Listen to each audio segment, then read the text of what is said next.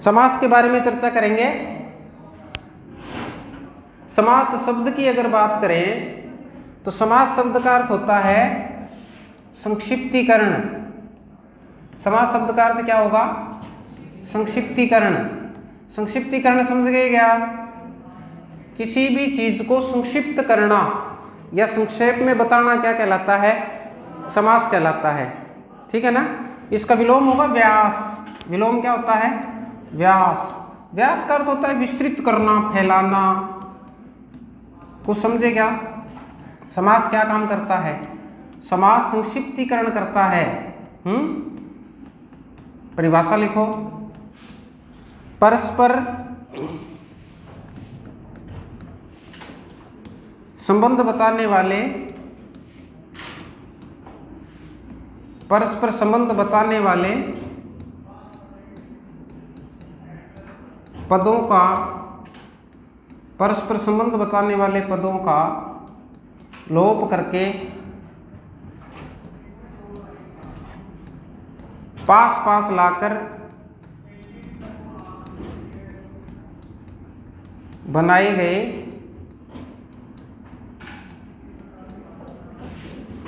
यौगिक पद को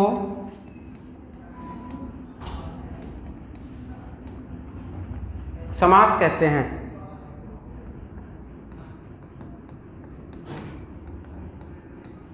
परस्पर संबंध बताने वाले पदों का लोप करके पास पास लाकर बनाए गए यौगिक पद को समास कहते हैं।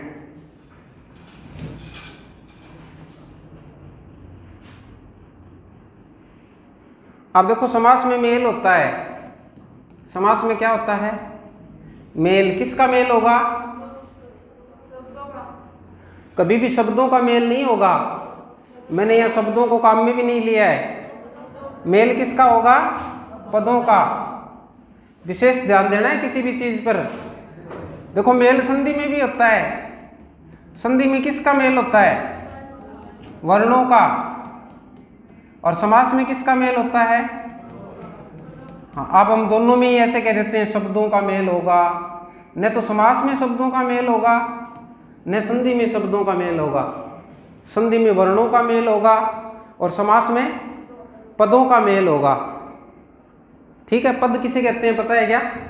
पद क्या होते हैं? पद। पद की परिभाषा लिखो। विभक्ति युक्त शब्द को पद कहते हैं। विभक्ति युक्त शब्द को पद कहते हैं।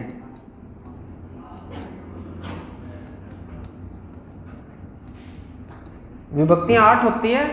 हिंदी में कारक के नाम से जाना जाता है इनको।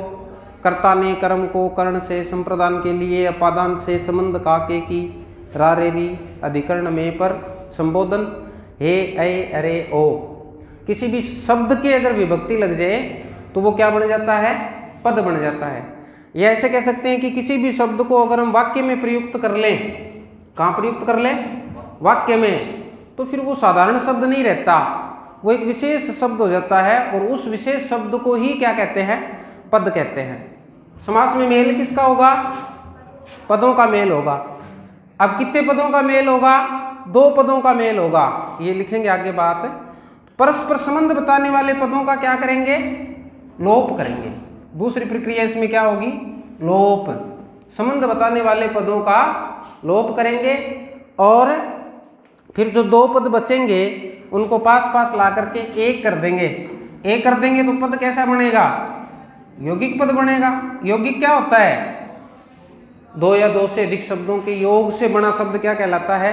यौगिक। तो समास में भी 2 पदों का क्या होगा? योग होगा। योग होगा तो पद क्या बनेगा? यौगिक पद बनेगा। बोलो इतनी बात समझ में आई क्या? समास में मेल किसका होगा? पदों का। संबंध बताने वाले पदों का क्या करेंगे? लोप। और जो पद बनेगा सामासिक प्रक्रिया से उसे कौन सा पद कहेंगे? यौगिक पद।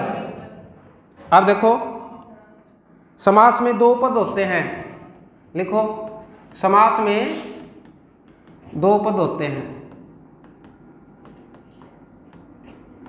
कौन से 2 होते हैं?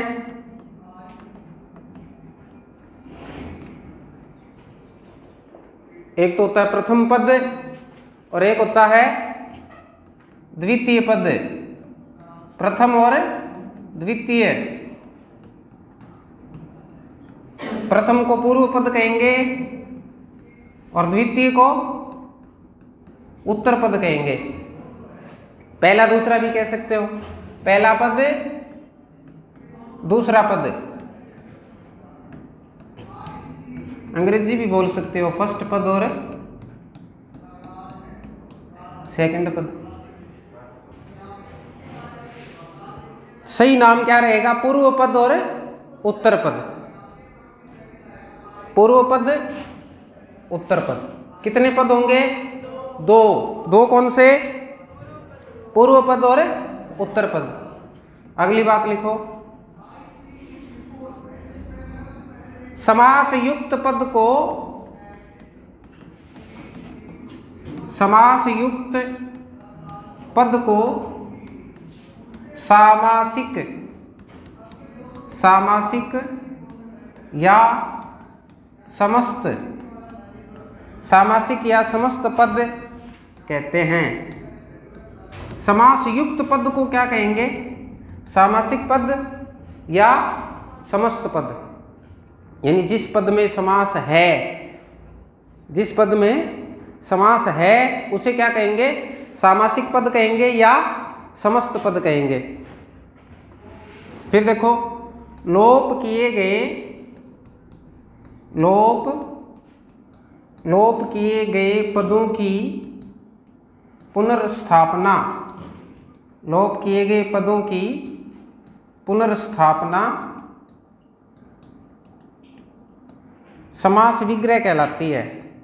लोप किए गए पदों की पुनर्स्थापना समास विग्रह कहलाती है।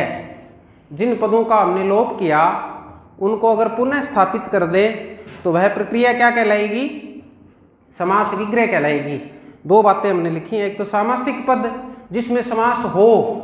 अब जिसमें समास है उसका हमें क्या करना होता है? समास विग्रह करना होता है, यानी लोप किए हुए पदों को पुनः स्थापित करना होता है।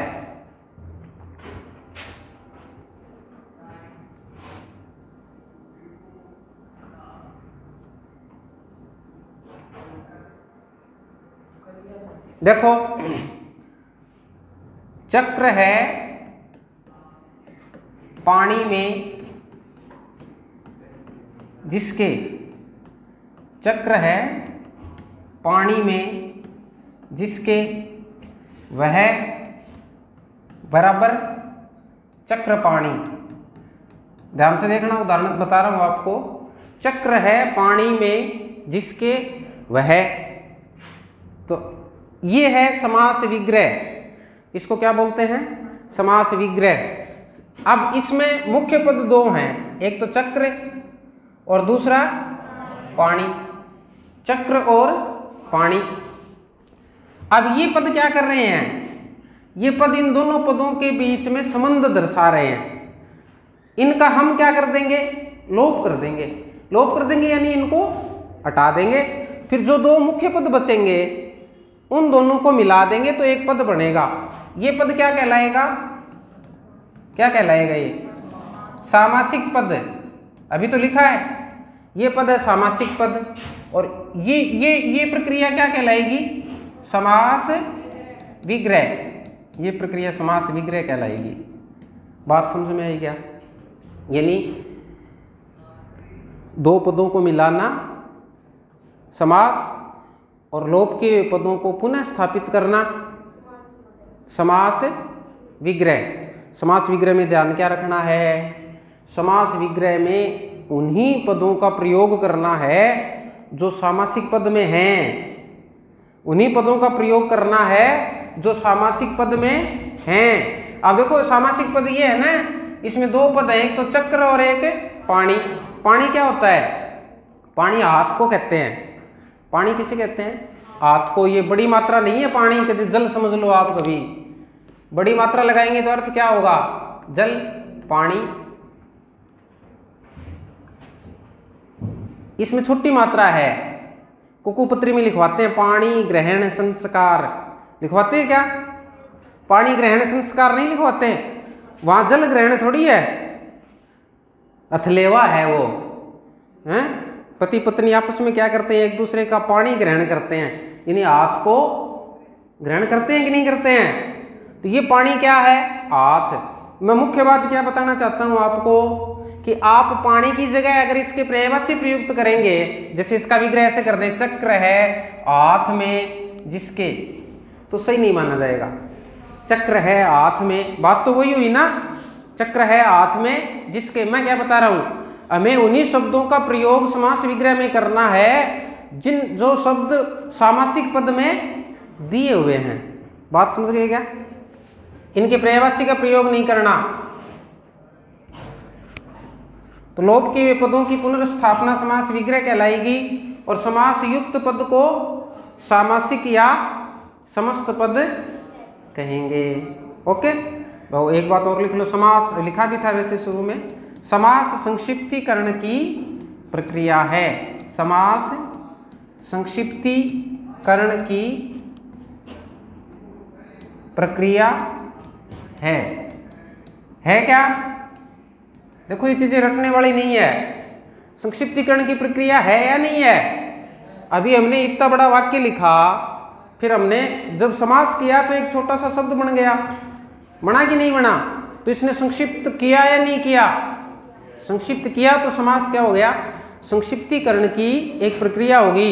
ऐसे ऐसे बहुत से उपवाक्यों को, वाक्यों को हम क्या कर सकते हैं, संक्षिप्त कर सकते हैं, छोटा कर सकते हैं। ओके, इतनी बातें समझ में आई। दूसरी बात ये भी ध्यान रखनी है कि समास युक्त जो पद होता है उसमें संधि हो न हो ये आवश्यक नहीं है। जैसे चक्रपाणी में संधि है क्या, चक्रपाणी में संधि है क्या, चक्रपाणी में कोई संधि नहीं है, क्योंकि इसमें कोई परिवर्तन तो हो ही नहीं रहा। दो पदों को मिलाएं तो परिवर्तन हो रहा है क्या, चक्र प्लस पानी, कोई परिवर्तन नहीं हो रहा, नहीं हो रहा है ना। तो हम ये नहीं कह सकते कि संधि युक्त पद में ही समास होगा, जिस पद में संधि होगी उसी में समास होगा, ऐसा कोई नियम नहीं है।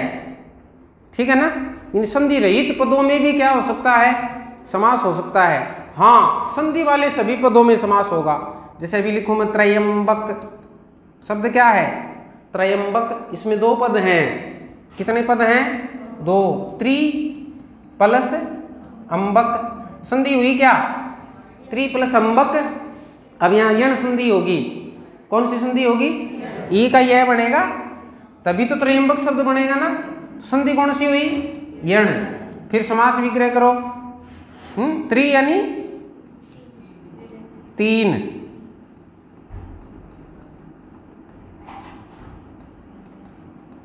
त्रिअंबक हैं जिसके, वह। अब देखो, अंबक की जगह चक्षु, लोचन, नयन, नेत्र, अक्षी, इनका प्रयोग करने से बचें। अभी बताया था मैंने, मूल वही शब्द जो सामासिक पद में दिया हुआ है उसी का हम क्या करेंगे, प्रयोग करेंगे। समझने के लिए अर्थ लिख सकते हो, कोई बड़ी बात नहीं है, लेकिन पद वही होना चाहिए जो सामासिक पद में दिया गया है। अब देखो, ये समास की सामान्य जानकारियां मैंने आपको दी। समास के भेद लिखेंगे।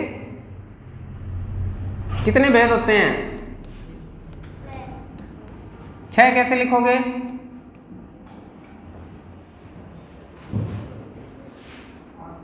ऐसे लिखा जाता है शुद्ध 6। समास के कितने भेद होते हैं, 6। अभी नाम लिखेंगे, यहां लिखो क्रम संख्या, समास का नाम,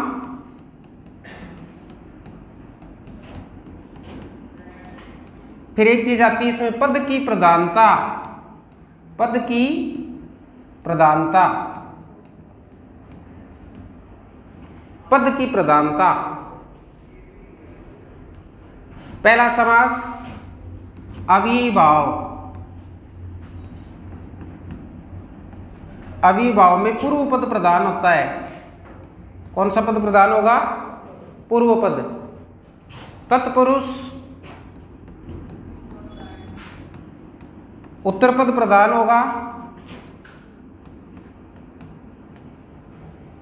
कर्मधारय,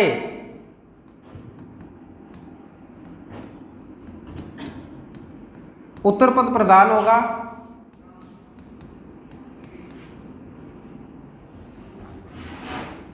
द्विगु, उत्तर पद प्रधान होगा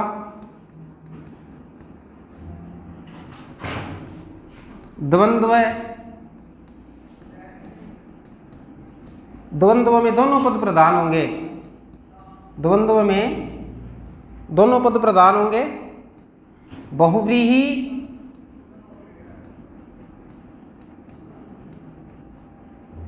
अन्य पद प्रधान होगा, या कह सकते हैं कोई पद प्रधान नहीं होगा।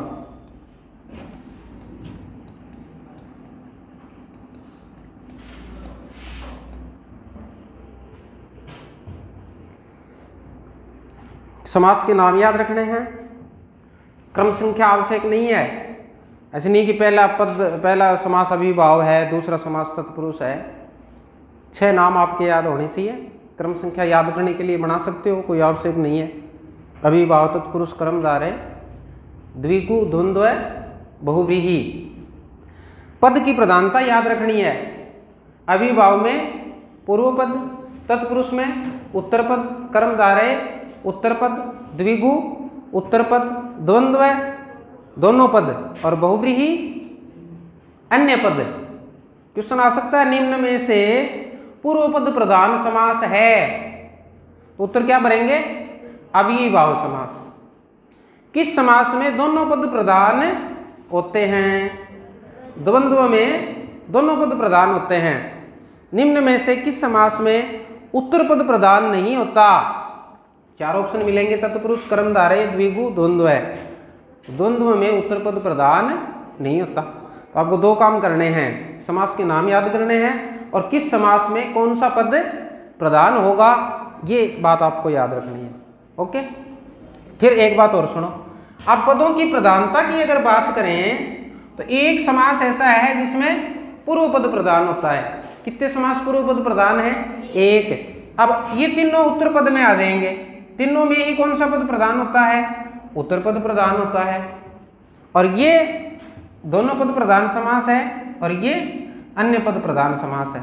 यानी पदों की प्रधानता की बात अगर करें तो भेद कितने हुए? 4। पूर्व पद, उत्तर पद, दोनों पद, अन्य पद। हुए कि नहीं हुए? वैसे भी इनको तत्पुरुष का भेद ही माना जाता है। ये तत्पुरुष के भेद माने गए हैं इसी आधार पर, क्योंकि इनमें भी उत्तर पद क्या होता है? प्रधान होता है। अब यहाँ थोड़ा सा चेंज हो गया क्वेश्चन। अगर क्वेश्चन ऐसे आ जाए कि पदों की प्रधानता के आधार पर समास के भेद बताइए, पदों की प्रधानता के आधार पर समास के भेद, तो कितने भरोगे उत्तर? अब 4 भरना पड़ेगा। पदों की प्रधानता के आधार पर समास के भेद कितने? 4। अब सीधा क्वेश्चन आए समास के भेद बताइए तो 6 भरेंगे। फिर भी 6 नहीं है ऑप्शन में तो 4 ही भरेंगे। क्वेश्चन आ गया समास के भेद बताइए, अब 6 है नहीं किसी भी ऑप्शन में तो हम कितना उत्तर भरेंगे? 4। और अगर ऐसे आ जाए कि पदों की प्रधानता के आधार पर समास के भेद बताइए तो फिर चाहे 6 हो ऑप्शन में, उत्तर क्या आएगा? 4। समझ गए क्या इतनी बात? हैं? अब देखो एक एक समास को करेंगे। सबसे पहले अव्ययीभाव समास। अव्ययीभाव समास।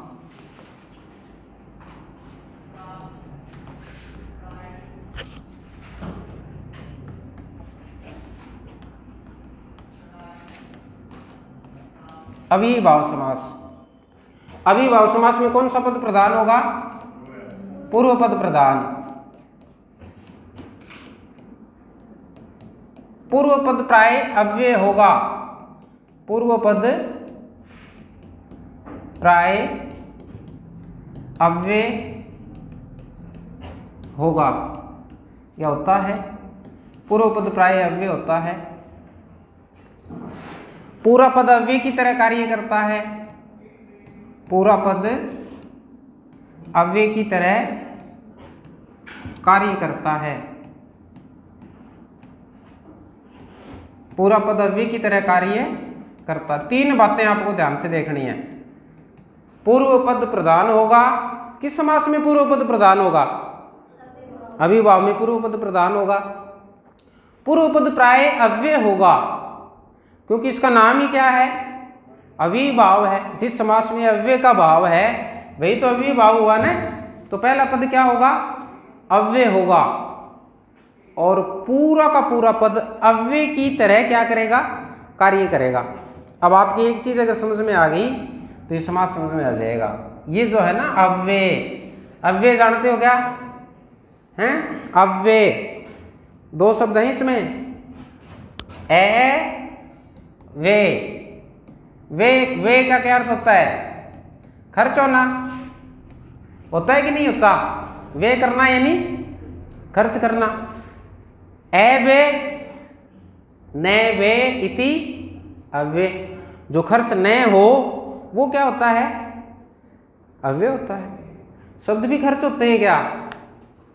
शब्द खर्च होते हैं क्या? खर्च तो पैसे होते हैं, शब्द भी होते हैं। देखो, रूप परिवर्तन के आधार पर दो प्रकार के शब्द होते हैं, विकारी, अविकारी।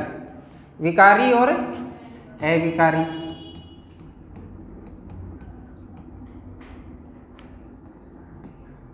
विकार का अर्थ होता है परिवर्तन। विकार का क्या अर्थ होता है?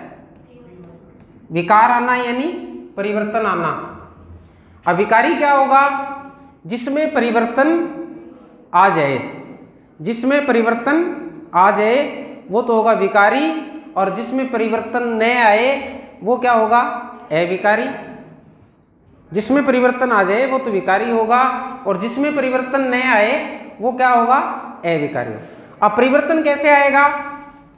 परिवर्तन आएगा लिंग वचन कारक काल के आधार पर। किस आधार पर आएगा? लिंग वचन कारक काल। लिंग वचन कारक काल के आधार पर शब्द परिवर्तित होते हैं। या सीधा सीधा आप ऐसे समझ सकते हो, जिस शब्द का लिंग बदल जाए, वचन बदल जाए, जिसके कारक लग जाए, जिसका काल बदल जाए, वो तो होता है विकारी। और जिसके लिंग वचन कारक काल न बदले वो क्या होता है? अविकारी। तो आप किसी भी शब्द को आराम से चेक कर सकते हो। जैसे मैं एक शब्द लिखता हूं छात्र। अब छात्र शब्द पुल्लिंग है या स्त्रीलिंग है? पुल्लिंग है ना। इसका स्त्रीलिंग हो जाएगा क्या? हो जाएगा क्या स्त्रीलिंग? छात्रा हो जाएगा। छात्रा इसका स्त्रीलिंग हो गया। अब देखो, छात्रा एक वचन है या बहुवचन है? छात्रा एक वचन है, बहुवचन हो जाएगा क्या? छात्राएं होगा कि नहीं होगा? अब देखो, कारक लगेंगे क्या इसके? कारक अभी बताए थे मैंने, ने, को, से, के लिए, काके की, रारेरी, में पर, है, अरे हो। लगेंगे क्या?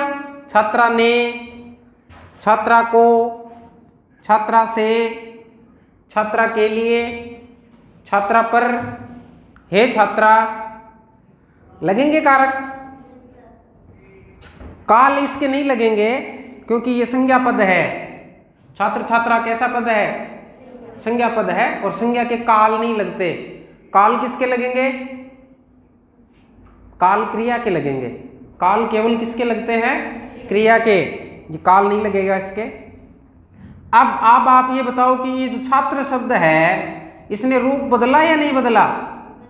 परिवर्तन हुआ या नहीं हुआ? हुआ। तो ये कैसा शब्द होगा? विकारी। विकारी शब्द होगा कि नहीं होगा? अब जिनके टॉपिक हुआ है अभी शब्द विचार का, वो तो जानते भी हैं कि चार प्रकार के जो शब्द है ना, संज्ञा, सर्वनाम, विशेषण, क्रिया, ये चारों क्या होते हैं? विकारी पद होते हैं। संज्ञा, सर्वनाम, विशेषण, क्रिया, ये चारों विकारी होते हैं। अब देखो, मैं एक शब्द और लिखता हूं, तथा। क्या शब्द है? तथा। बताओ, पुल्लिंग है या स्त्रीलिंग है? पुल्लिंग है या स्त्रीलिंग है?